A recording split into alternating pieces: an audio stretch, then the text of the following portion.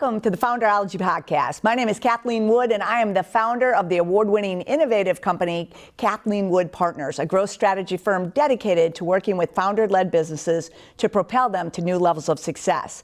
I'm also the founder of the Founderology Growth Summit, an amazing event where we bring together like-minded founders to connect, engage, and network so that they can explore new opportunities and venues to accelerate the growth of their amazing brands. And today, I'm super excited because I am joined by Evonne and Don Varady, the co-founders of Clean Eatz. And this is going to be one Founderology podcast, I'll tell you that straight up. So Evonne and Don, it is great to have you both here today.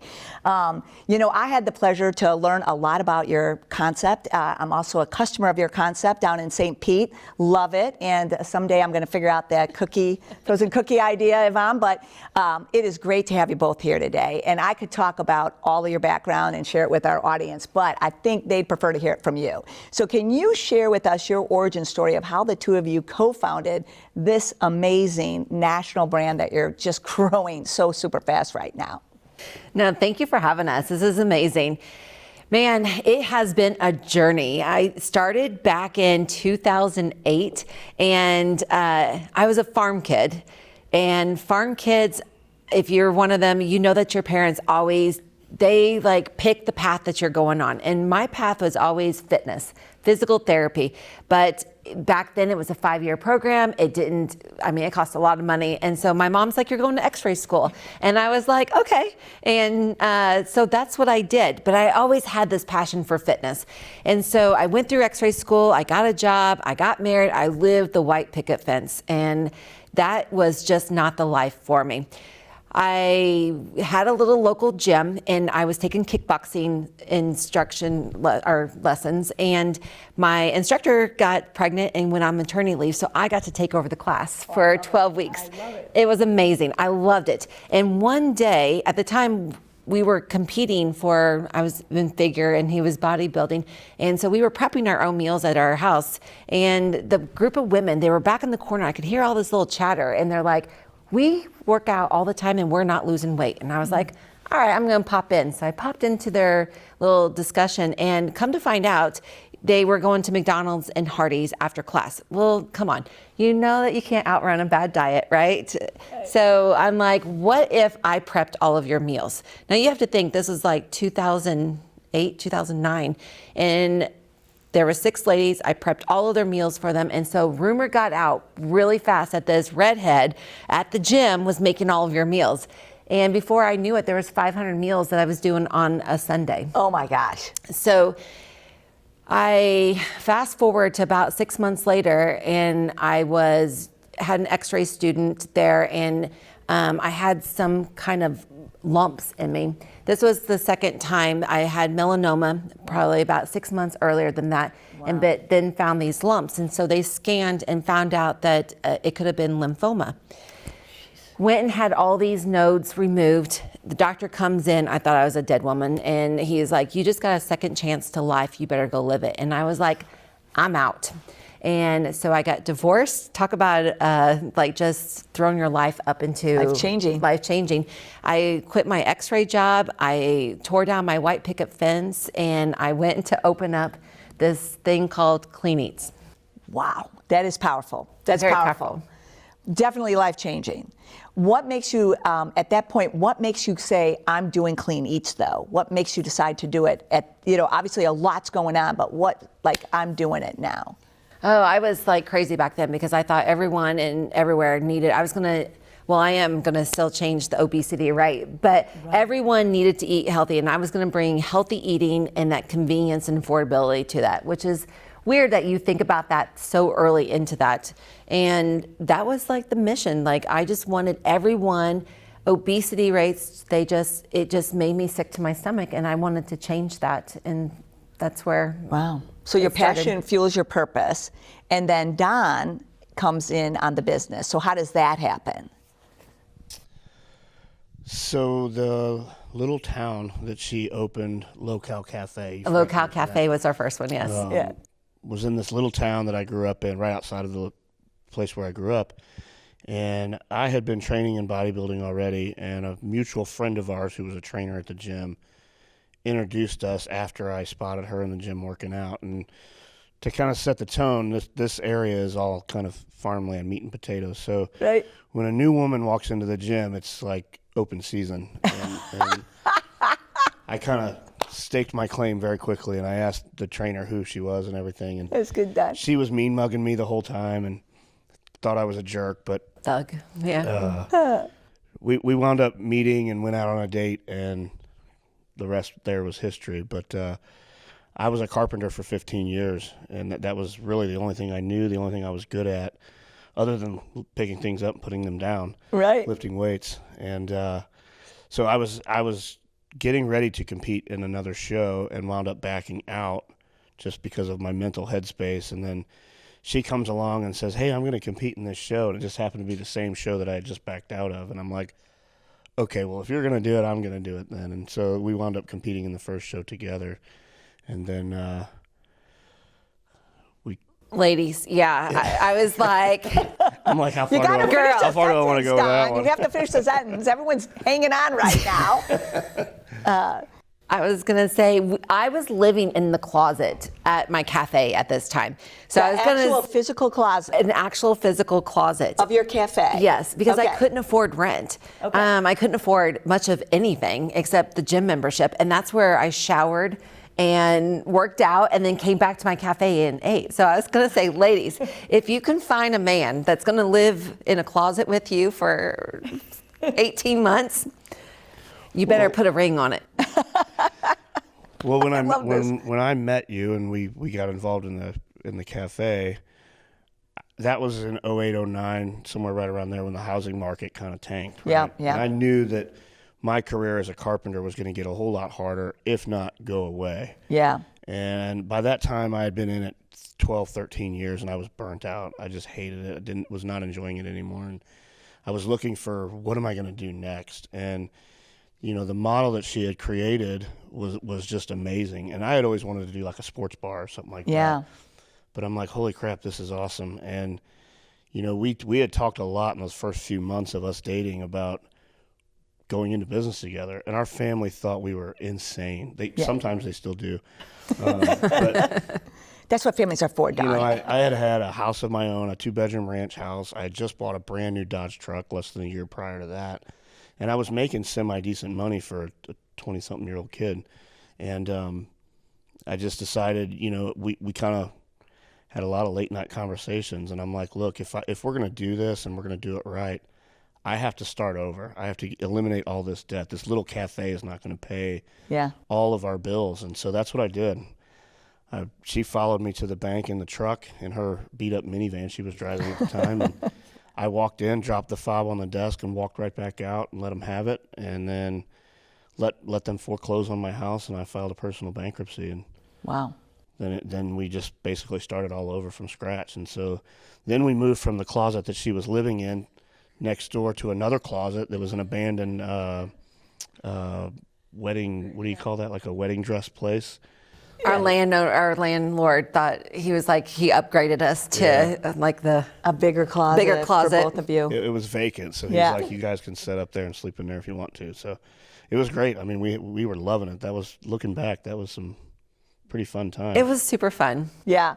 Now, so here you are, you're 18 months, you're both living in this closet, the cafe, right? You both are really starting it from scratch. And now we fast forwarded to today, and Evonne, what did you tell me? How many meals are you doing a week now? Oh, it's close to 400,000. Yeah. Over 10 million, I think. Yeah, it's So closer you're to like 11. so you're doing over 400,000 a week. Let's be Yeah. clear on that. You have over 110 franchise locations, 4 distribution centers, locations across the United States, and you know, just to drop a few things in there, you're going back on QVC again. You've got the whole direct to consumer point, right? So like, I just think it's so powerful from where you were to where you are, right? And I'll quote some more stats, but here's the one question I do have for you. When did you know though that you were like, this Clean Eatz is going to work? Like, when did you have that? Because I think every founder has this aha moment, right? When did you have yours that were like, holy, this is going to work? Have we had that moment yet? Okay, that's good. Yeah, let's see. I think for me, when I knew that we were onto something, that we were going to grow really big, was, and she tells this story quite a bit, is there was some guys from UNCW that kept coming into the cafe, and they would sit on our patio, and that was around 2015, I think. And they just kept asking us, like, what's your 5-year plan? What does that look like? And at that time, we didn't care what our 5-year plan was. We were still competing. You know, our cafe looked completely different than what it does now. There was bodybuilding posters all over the walls.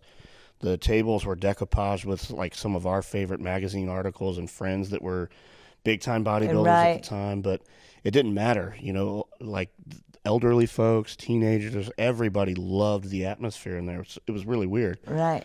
And then when he kept coming in, these guys kept coming in and said, you know, we think you should franchise this. You should go talk to this guy. And the minute we made that decision to pull the trigger and franchise, I'm like, we're gonna take this somewhere. Like, this is gonna get really big because no one is doing this. Right, and right. I think that was it for me. Right. I think my moment was when one of our franchise partners sent us the house that he just built. And it was, I mean, huge. He had bought this land, and I was like, man, you know, like, our concept, this little idea allowed him to do that. And that was like a really good feeling. Yeah, the me. power of your dream enabling others to have their dreams. I mean, Yeah. talk about legacy. So powerful. Because as founders, you can always execute your model, but to teach that to others that's Right. the secret to the whole thing of franchising. Right, and I will, seriously, as a customer, I will say, like, the quality of the food, even if I hadn't met you, I would still say the quality of food is fantastic, both fresh and frozen, which also makes it convenient for everybody, too. So I can totally see why people are coming into this, because it's delicious. It's not like a frozen meal that you're getting out of the local grocery store that you're filled with sodium and a lot of things you don't want to eat. Like, you're really eating clean food that's delicious. So powerful there.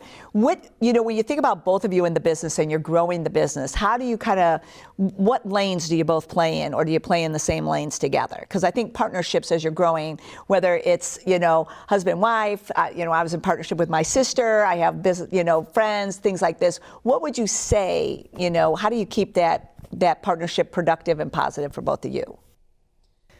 Do we? Yeah, we have lanes. I merge a lot without blinkers, so. Yeah. Look at that, yeah. It's been like that from the start, honestly. It was like that when we started Local Cafe. I was not a culinary guy. Mm-hmm. I mean, I could broil chicken and bake it and throw it in my containers and eat it, but the way that she was doing it, it was just more flair. She had much more passion for the food side, whereas instantaneously the business side of it for me was in operations was just more kind of my wheelhouse from my previous background. So yeah. It's been like that from day one. Operations, legal, and finance has always been kind of the lane that I stay in. Okay. I don't ever get involved with the food, the menu development, our food vendors, procurement, any of that. It's all her. And then even on the marketing piece of it, there are some bits and pieces of the marketing that I'll give my 2 cents and get involved in, but the majority of it is all her. Wow. And that's just like perfect.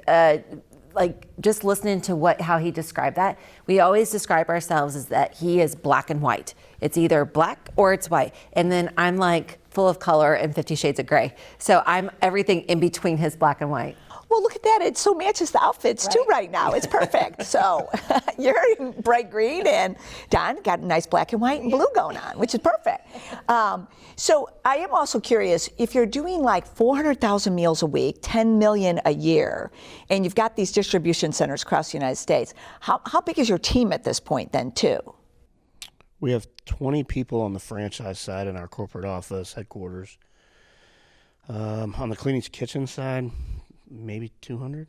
No, it's probably about like right under 100. Wow. So you are running it kind of lean and efficient, I would suggest. I think lots of our team members have started from the beginning with us, and so we played a lot of roles in the very beginning, which is what you need to do to, just keep it lean, right? Right. And so as we keep growing, yes, some of those hats are taken off of them, but they just jump in and they still do all of it. And we're still working founders, and so we really keep busy during the day activities, day to day. Oh, sure. So Some as would you say to a fault. Well, you got to build the team, right? Which is what you're doing, which is fantastic. Because you do get to that point where, are you working in it? Are you working on it? And it sounds like you're working a lot on it too, because of the partnerships you're creating and the different the franchising process of this too. Do you think that there was a point as you've been growing that you had this moment where you made a bold decision or an unconventional decision that ended up being a game changer for you?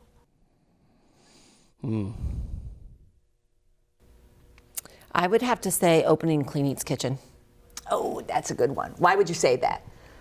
That is a good one. Because it was, the whole purpose behind Clean Eatz Kitchen was that I think we had maybe 13, 18 stores at that time.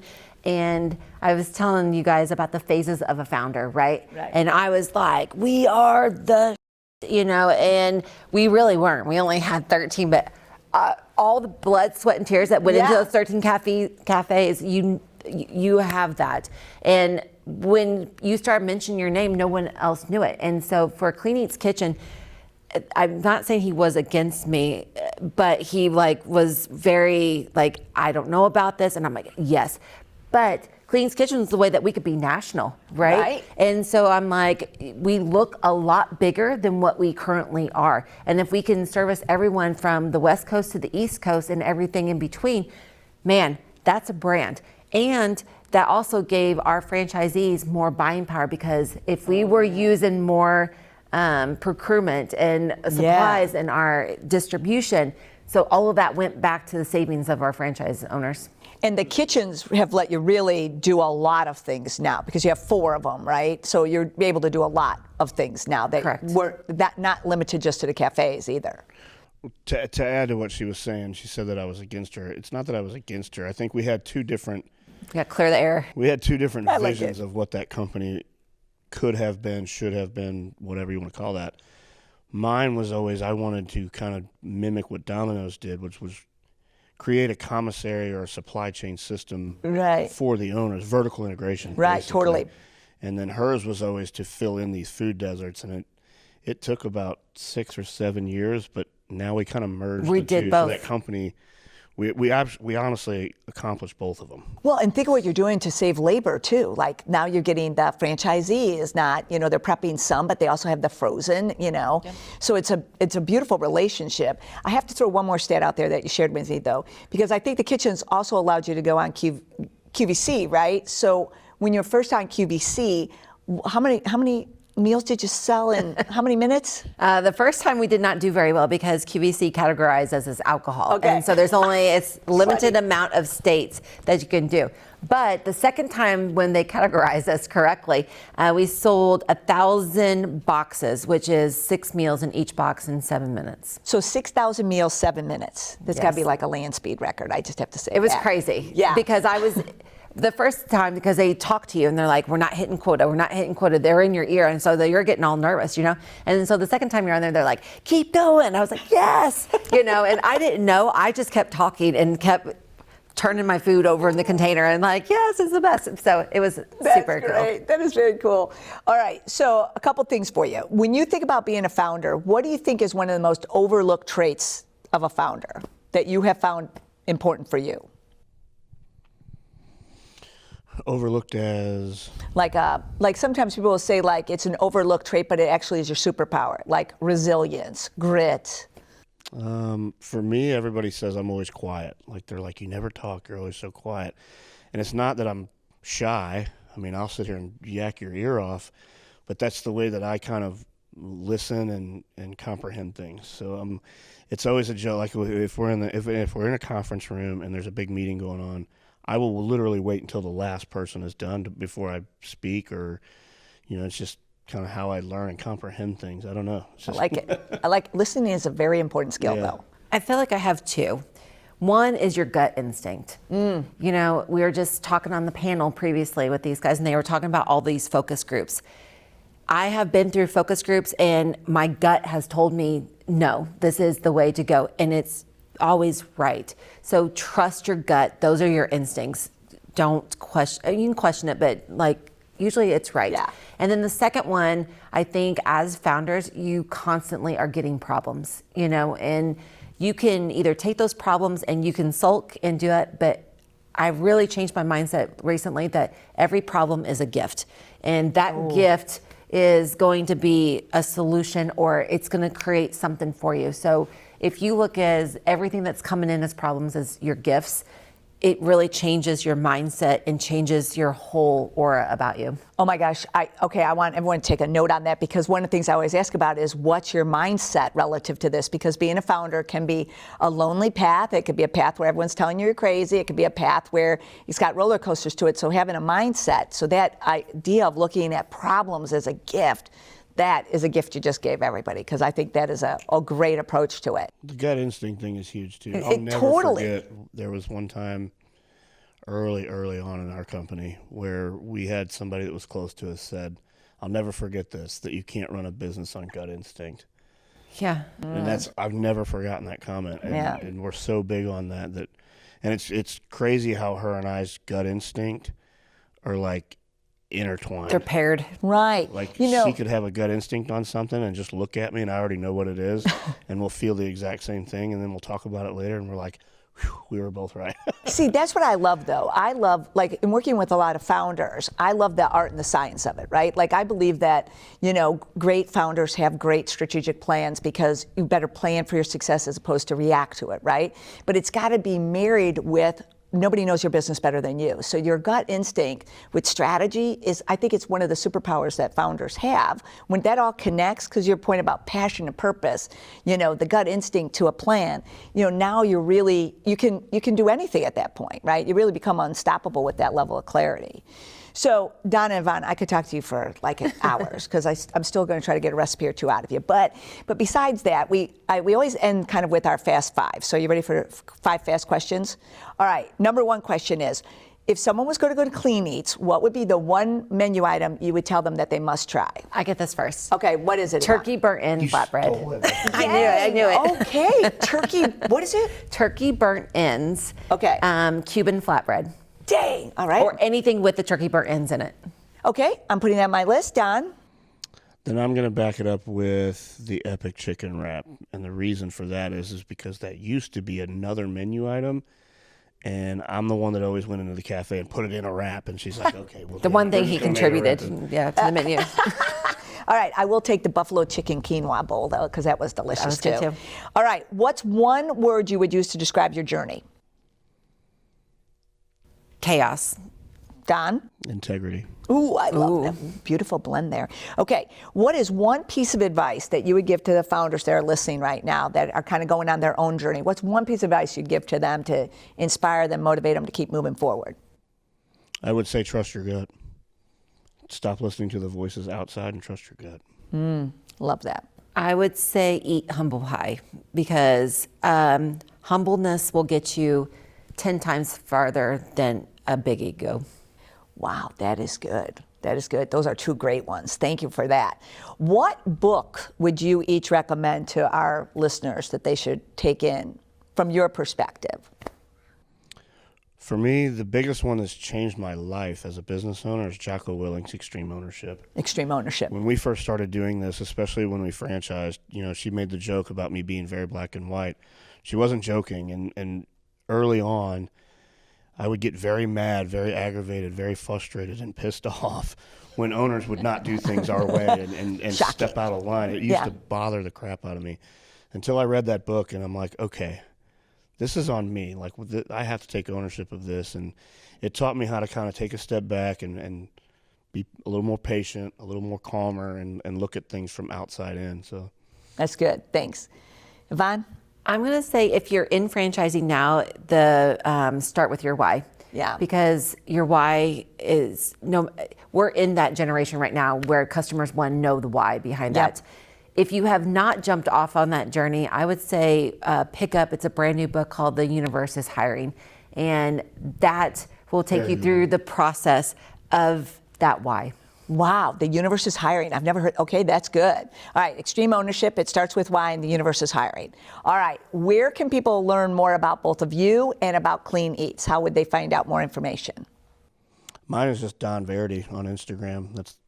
That's the platform I use the most. I like I'm not it. a big LinkedIn guy. I don't really like it, but Instagram. All right. Evonne Varady on Instagram too, or cleaneatz.com. Cleaneatz.com.